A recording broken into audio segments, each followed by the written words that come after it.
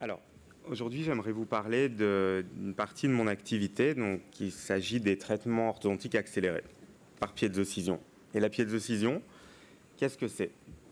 On a parlé un petit peu plus tôt dans la journée, on a évoqué le sujet des corticotomies, et c'est vrai qu'à l'époque où on l'a fait, ça fait une quinzaine d'années, on avait commencé ces techniques avec les frères Wilco et Ferguson aux États-Unis.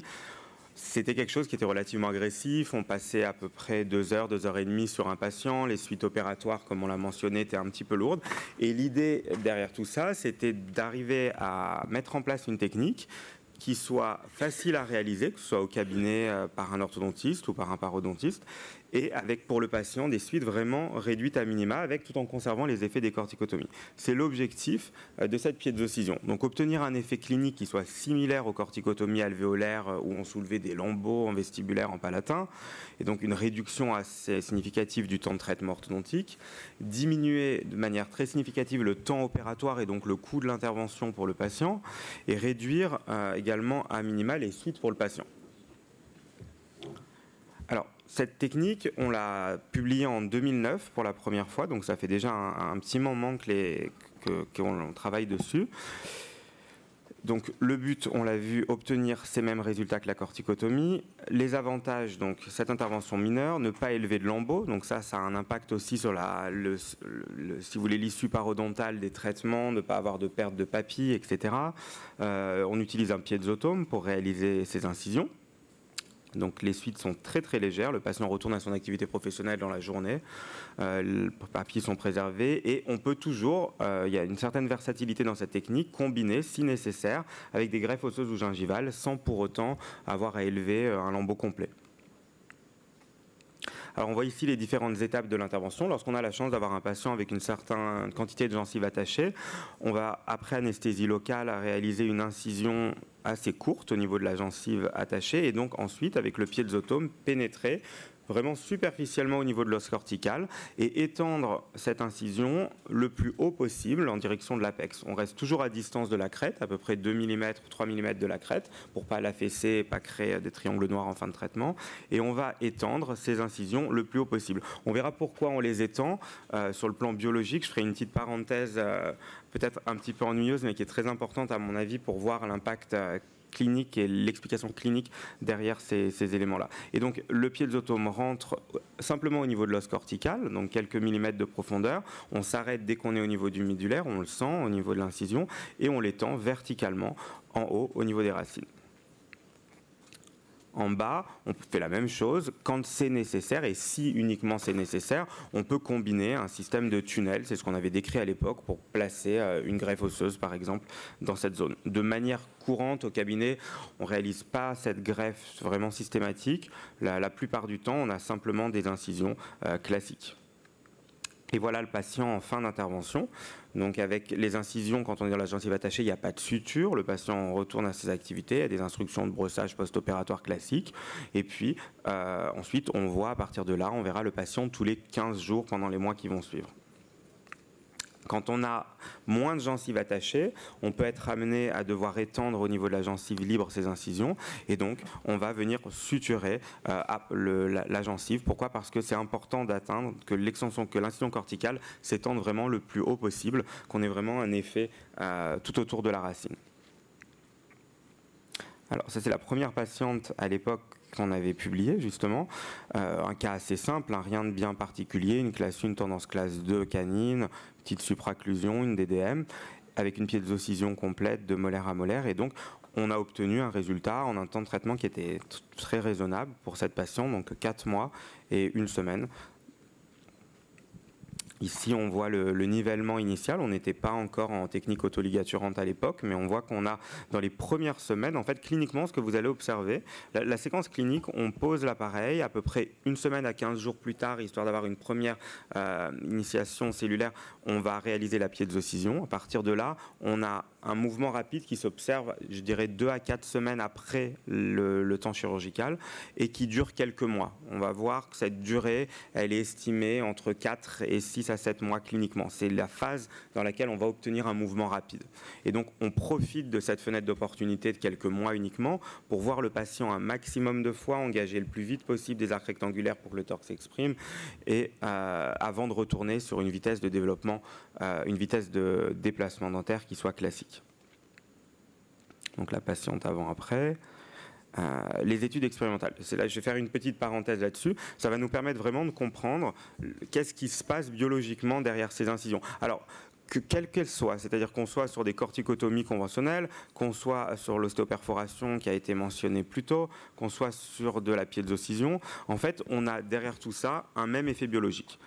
À l'époque, on pensait à l'époque des corticotomies, c'est un concept qui est assez vieux, hein, les corticotomies, ça fait depuis plus de 60-70 ans qu'on en parle, enfin qu'on en parle, que c'est publié dans la littérature. Il y avait initialement une pensée de concept mécanique, on pensait qu'on faisait des ostéotomies réduites, si vous voulez, qu'on déplaçait ces fragments. Aujourd'hui, c'est plus cette question-là. Les Wilco et Ferguson ont mis au point un concept physiologique, et l'idée derrière tout ça, en fait, c'est de se dire que les incisions, quelles qu'elles soient sur le plan cortical, on va recréer une augmentation du turnover osseux et donc avoir un effet favorable sur le plan de la formation osseuse, de la résorption osseuse. Concrètement, ça vient du phénomène régional d'accélération. Qu'est-ce que c'est ? Ça a été expliqué par un orthopédiste à la fin des années 80. Toute incision sur le plan cortical osseux va entraîner, à proximité de cette incision, une augmentation assez nette du turnover osseux. On avait calculé, Bogoch a calculé à l'époque, qu'on a une augmentation par 5 au niveau du tibia de lapin de ce turnover. On l'a recalculé ensuite au niveau de l'os cortical alvéolaire. Et donc on voit ici la zone teintée dans laquelle, à proximité de cette incision, c'est un effet qui est très local, on voit que ça ne s'étend pas de l'autre côté, on a vraiment un effet à proximité de cette zone-ci, une augmentation du turnover osseux.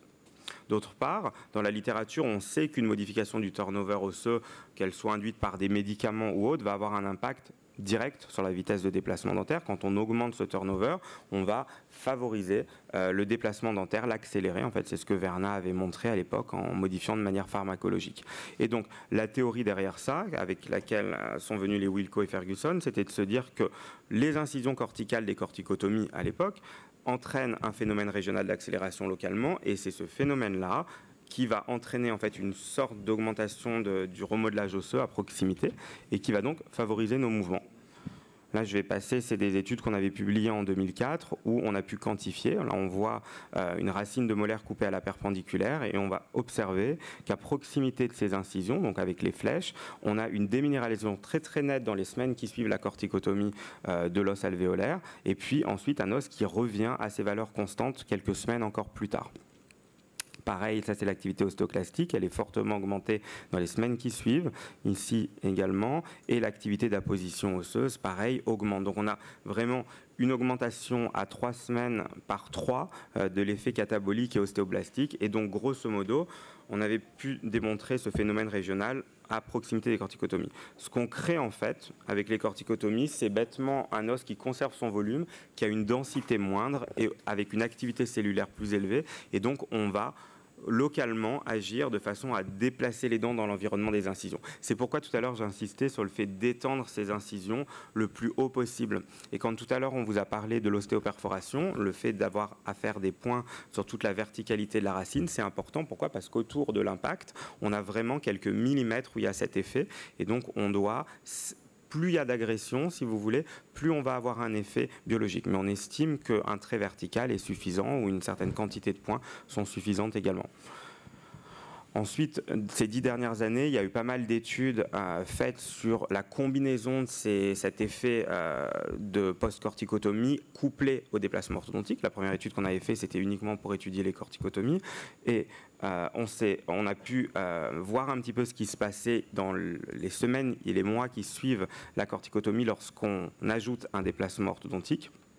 Et en fait, on voit qu'il y a vraiment un couplage. En fait, après les décortications, on a vraiment un couplage de ce phénomène de résorption et de formation osseuse.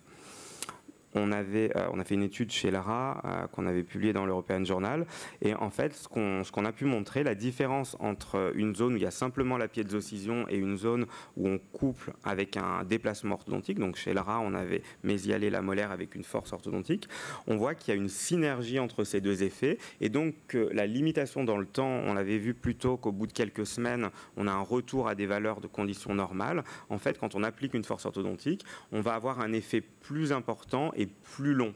D'où l'importance des fréquences de visite tous les 15 jours pour avoir cette synergie, pour essayer d'augmenter au maximum cette vitesse d'opportunité. Néanmoins, cliniquement, on va voir qu'au bout de 6 à 7 mois, on n'a plus d'effet. Donc, on a vraiment intérêt à avoir réalisé la majeure partie des mouvements dans cette première phase du traitement. Donc, conclusion sur les éléments biologiques. Les déplacements corticotomie, post-corticotomie, donc associés au RAP, ça on le sait aujourd'hui, il n'y a pas d'autres hypothèses là-dessus. On n'a pas évidemment plus de déplacement de bloc, c'est plus la logique. On a un couplage résorption-formation sur le plan cellulaire. On a des effets similaires relativement similaires avec les diverses techniques chirurgicales, en sachant que plus l'agression évidemment est importante, plus il y a d'effets. Une variation entre le maxillaire et la mandibule liée à l'anatomie et à la densité osseuse de ces deux os. Et on a un effet initial qui est très précoce, provisoire. Donc l'impact clinique également que ça peut avoir. Et moins de hyalinisation, théoriquement, moins de résorption. Il n'y a pas encore d'études vraiment sérieuses sur ce sujet. Et donc, en résumé, cette piédoscission, c'est bêtement une technique d'ingénierie tissulaire qui est à la fois très localisée dans l'espace et dont les effets sont temporaires. Et cette phrase-là, c'est vraiment l'impact qu'on va vouloir tirer, notamment dans le choix du design opératoire. Est-ce qu'on va réaliser une piédoscission de toute l'arcade de 7 à 7? Est-ce qu'on va travailler dans une zone? En fonction de ce que vous voulez bouger plus facilement, s'il y a une augmentation transversale de l'arcade qui est voulue, on va vraiment travailler de 7 à 7. Et notamment avec les systèmes comme le Genius, où on va chercher à ce développement de l'arcade dans le sens transversal, le fait d'avoir des incisions uniquement vestibulaires et sur toute l'arcade va vraiment jouer de pair avec ce système-là. Donc, je vais vous montrer quelques traitements. Donc, on va parler un petit peu des traitements classiques, sans extraction, qu'on réalise le plus couramment avec cette technique-là. On parlera un petit peu des traitements extractionnels, traitements chirurgicaux, chirurgie orthodontique. La piezo prend vraiment un intérêt qui est assez sympathique pour l'adulte en termes de durée de traitement. Et on parlera un petit peu des traitements combinés, pré-prothétiques ou combinés à des greffes. Donc ici, on a une patiente qu'on a appareillée en janvier cette année.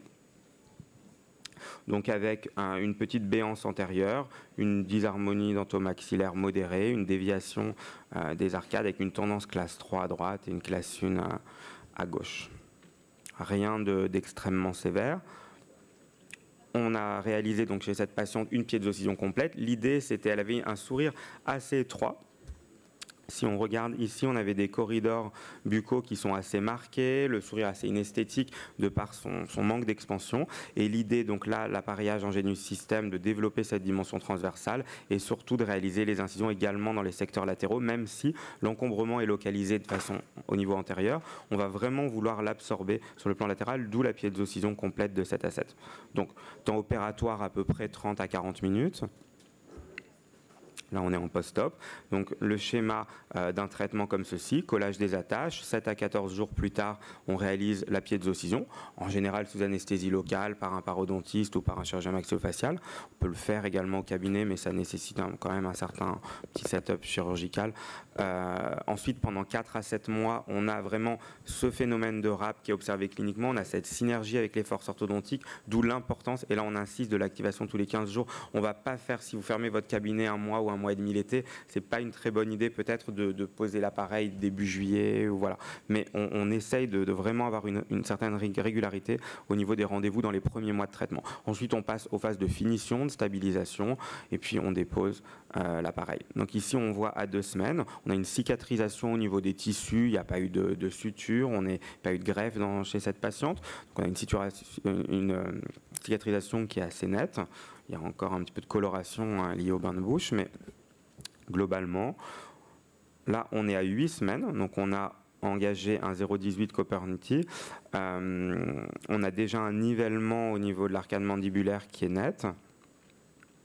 à 12 semaines. On essaye d'engager le plus tôt possible des arcs rectangulaires.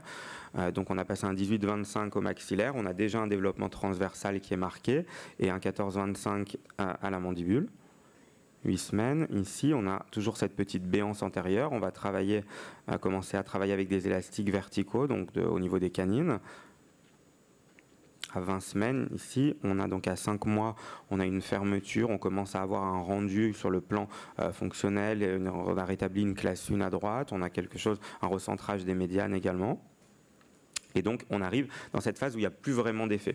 À ce stade-là, si on ne les a pas anticipés avant, l'idéal, c'est d'anticiper les finitions avec le collage, la pression du collage, et puis les torques d'inverser ou pas les attaches en fonction du cas. Mais globalement, à ce stade-ci, qu'est-ce qu'on a fait? On a fait les finitions. Ici, on voit qu'on a un contact au niveau des canines. La position n'était pas assez mésiale au niveau des attaches, donc on va repositionner. Et puis, on entame la phase de finition. À ce stade, on est à 7 mois, on va stabiliser. Là, le cas est pour nous théoriquement fini. En général, à ce stade, je laisse l'appareil 1 mois et demi à peu près pour qu'on ait une stabilisation avec des élastiques verticaux. Et puis, on va déposer son appareil et poser les contentions collées. Donc, c'est un cas qui a été terminé en 8 mois et 2 semaines.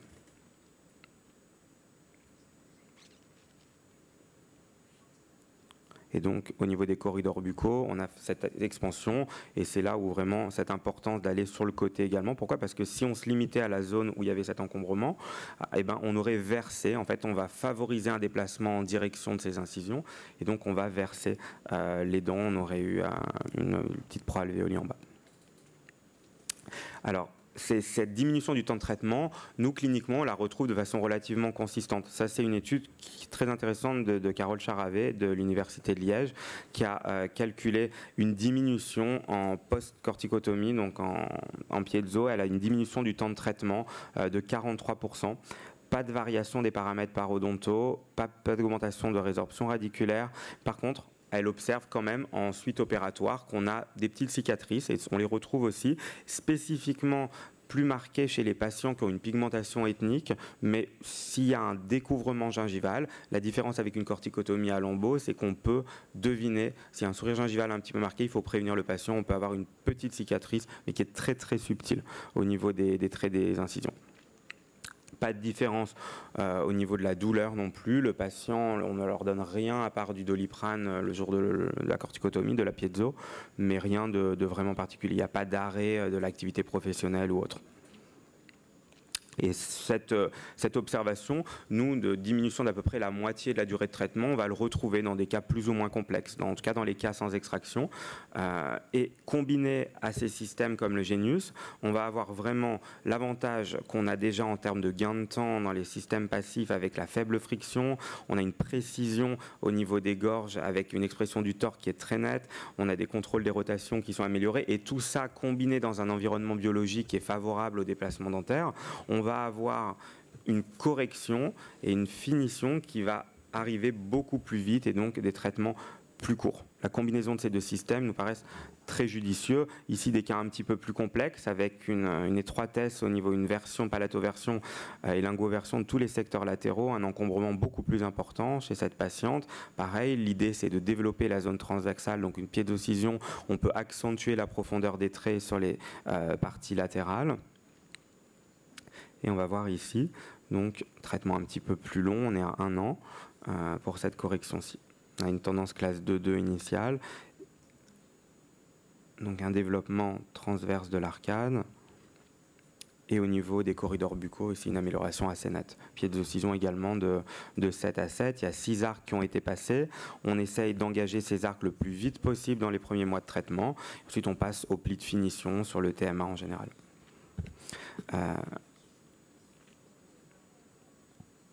Pareil, on va pouvoir retrouver ces mêmes résultats de manière, c'est pas quelque chose qui est vraiment lié aux praticiens, les incisions, ce qui est important, c'est quand même, si vous commencez ceci, d'insister au niveau de votre parodontiste ou du chirurgien, de l'importance quand même d'étendre. Il ne faut pas faire une petite ouverture de 3 mm et simplement un point ou un trait de 3 mm, il faut quand même étendre, c'est-à-dire que l'ouverture que vous voyez au niveau gingival quand on coupe avec la lame est très petite, mais par contre dessous, il va étendre son trait avec le piézotome pour avoir un effet le long de la racine. Sinon, on n'aura vraiment pas d'effet clinique favorable. Donc ici, oui, changement d'arc fréquent et très très rapidement, on veut engager les torques, les arcs rectangulaires le plus vite possible pour justement qu'on soit encore dans la phase du phénomène régional d'accélération, donc la phase favorable au moment où on engage les torques. Et ici également un cas un petit peu sévère en une année avec une amélioration transverse de l'esthétique du sourire. Donc on a revu cette slide qui nous rappelle un petit peu les avantages à la fois en termes de biomécanique du système Genius et biologique, donc d'ingénierie tissulaire de la piezo-scission. Ces deux éléments combinés, on a vraiment un contrôle et une facilité en termes de temps du praticien, en termes de confort pour le patient social, vraiment quelque chose qui est très intéressant sans pour autant avoir les inconvénients qu'on avait à l'époque quand on réalisait beaucoup de corticotomie, des traitements simples comme ça, on va en retrouver beaucoup. Alors ensuite, on va passer au traitement avec extraction. Traitement avec extraction, sauf à utiliser des mécaniques de glissement un petit peu plus fortes, mais si on veut fermer l'espace, il faut savoir une chose, c'est qu'on a dit tout à l'heure que cette technique-là, elle est extrêmement localisée et les effets sont temporaires. Extrêmement localisé, ça veut dire qu'au niveau d'une alvéole d'extraction, quand vous allez faire un seul trait en mésial et en distal de la dent, des dents alentours, en fait, il n'y aura pas d'effet au niveau de l'alvéole. Il n'y aura pas d'effet. Enfin, si il y a un petit rap qui est généré par l'extraction dentaire, mais en réalité, l'effet biologique n'est pas assez étendu, d'où l'importance dans ces cas-ci. Donc, c'est ce qu'on avait vu là au niveau biologique. L'importance de faire des incisions en regard de l'alvéole extractionnelle pour justement diminuer, augmenter ce turnover osseux dans la zone dans laquelle la racine va se déplacer. De la même façon, il est essentiel d'étendre, quand on rétracte comme ceci une canine, d'étendre en hauteur les traits d'incision au niveau de l'alvéole de la prémolaire pour qu'il y ait un effet de déminéralisation tout autour de l'endroit où la dent doit se déplacer. Et de temps en temps, on va demander, notamment quand on a une demande un petit peu sociale pressante du patient de finir plus tôt, parce que qu'est-ce qui se passe quand on va commencer à fermer cet espace? En réalité, si l'espace n'est pas fermé à 4 ou 6 mois, on a non seulement plus d'effet du phénomène régional d'accélération, mais on a une légère augmentation de la densité osseuse dans cette zone. Donc, dans certains cas, s'il reste un espace résiduel important, on fait des petites incisions très localisées au niveau du site de l'espace résiduel. Ça nécessite pas, on peut le faire au cabinet, on fait une petite anesthésie locale et on refait un ou deux traits. Ici, c'est un cas qui est en cours de traitement. Donc on a appareillé en cristal et en métal en bas avec des extractions. Ici au collage, et on voit à 2 mois, on a une fermeture qui commence à être assez nette. On a mis des ressorts avant de prendre en charge l'incisive latérale. Là, on est à 5 mois, on a un côté qui ferme un petit peu plus vite que l'autre. Et ici, on voit qu'à 8 mois, ça traîne entre le 5e mois et le 3e mois. Chez cette patiente, on n'a pas refait d'incision. Elle a estimé que la vitesse était favorable, suffisante, mais on aurait bien effectivement refait au 5e mois des petites incisions en regard des espaces résiduels restants. Quoi qu'il en soit, donc ici, à 2 mois, on a les mouvements les plus importants, vraiment essentiellement, dans les vraiment 3 à 4 premiers mois de traitement. Ensuite, ça stabilise un peu, on engage l'incisive latérale, on inverse la tâche pour gérer le torque important qui est nécessaire sur cette dent. Et voilà, donc de par vraiment ce caractère limité dans l'espace et dans le temps, pour moi, on réalise relativement fréquemment des petites incisions vraiment en regard de l'espace résiduel. Et au début, on prévient le patient qu'un temps avec des extractions, en général, on va être autour d'1 an. On va être beaucoup moins rapide que sur un traitement non extractionnel. En piezo, on aura un gain moins significatif, en tout cas cliniquement. Là, on a une patiente avec une biproalvéolie assez importante, ethnique, chez qui on a décidé d'extraire 4 prémolaires. Elle avait une infraclusion, c'est une récidive de traitement orthodontique. On a travaillé sur la langue avec la kiné également, 4 extractions de prémolaires. L'idée, c'était de corriger son profil. On est à 4 mois, on a déjà une amélioration assez nette de la projection des incisives. Et ici, en fin de traitement, donc à 1 an, on a fermé les espaces et on a une verticalité au niveau du profil qu'on a obtenu qui est assez nette. Mais généralement, extractionnel, entre 11 et 14 mois, un traitement non extractionnel d'encombrement modéré à important quelque part entre 5 mois et demi, 6 mois et 9 mois. Traitements orthochirurgicaux.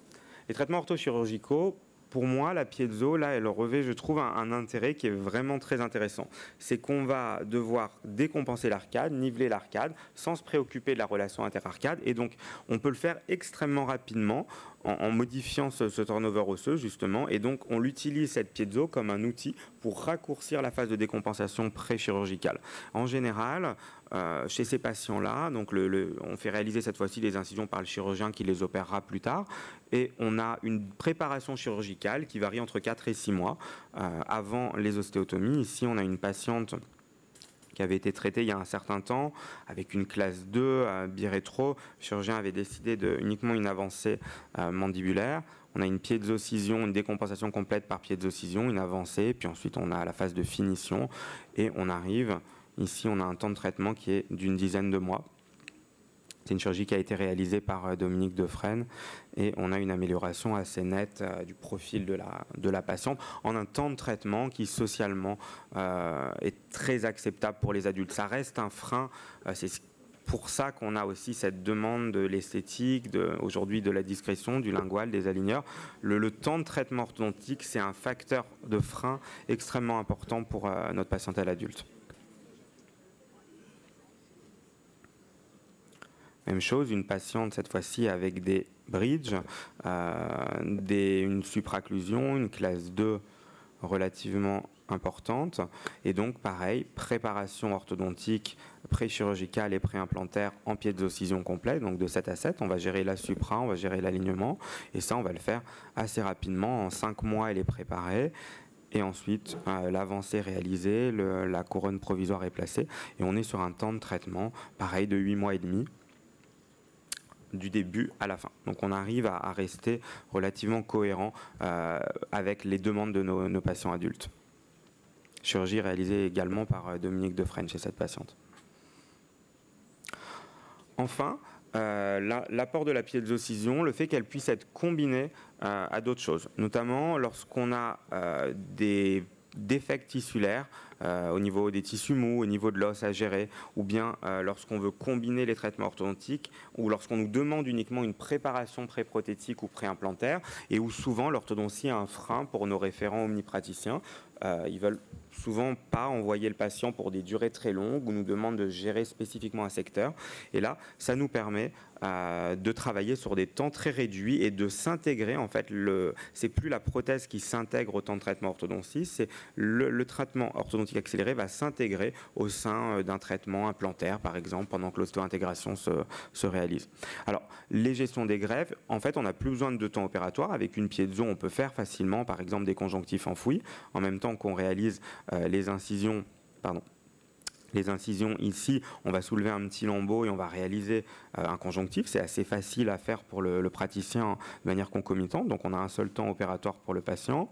Lorsqu'on a des défects osseux, on peut soit par une technique de tunnelisation comme on l'a montré plus tôt mais qui est un petit peu plus praticien dépendant, soit en faisant de manière très localisée un lambeau. Alors là on se rapproche d'une corticotomie mais très localisée. En général cette greffe, ici c'est de l'ostéo pure, elle est nécessaire qu'au niveau des incisives lorsqu'il y a une DDM importante et qu'il y a des fenestrations par exemple.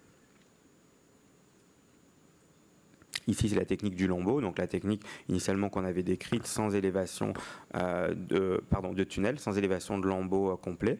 Donc on réalise 3 incisions cutanées, on va faire une élévation du périos dessous avec un élévateur. Ensuite, on réalise les petites incisions corticales, on place la greffe. Généralement, on peut la placer comme ça ou en remplissant une grosse seringue à insuline et en injectant le matériel.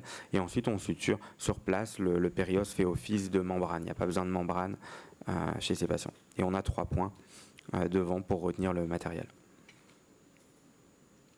Et là, c'est un cas de traitement pré-implantaire avec il y avait une réhabilitation complète prévue au maxillaire et des implants qui ont été posés en bas. Le praticien nous l'envoie à ce stade. Est-ce qu'on peut gérer l'alignement du bas pendant cette phase d'intégration de quelques mois? Et bien là, c'est l'intérêt justement de cette piezo. On est sur un temps de traitement de 3 mois. On n'a pas d'autre chose à gérer. La prothèse va gérer l'occlusion et ça nous permet vraiment de s'intégrer dans cette phase. Et au moment où on a débagué, quelques semaines plus tard, elle avait ses dents postérieures, sa réhabilitation supérieure complète.